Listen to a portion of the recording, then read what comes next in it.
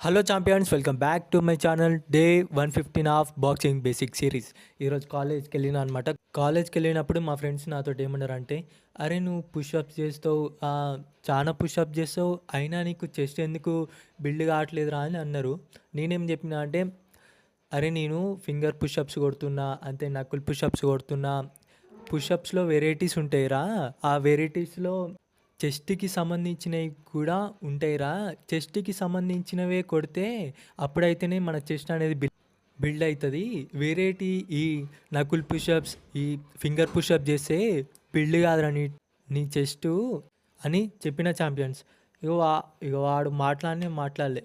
మీకు కూడా ఒకటి చెప్తున్నా, వాడెవడో అన్నాడని ఆమె ఎవరో అన్నదని నువ్వు అక్కడనే ఆగిపోయినావు అనుకో, నీ సక్సెస్ అనేది అక్కడనే ఆగిపోతుంది.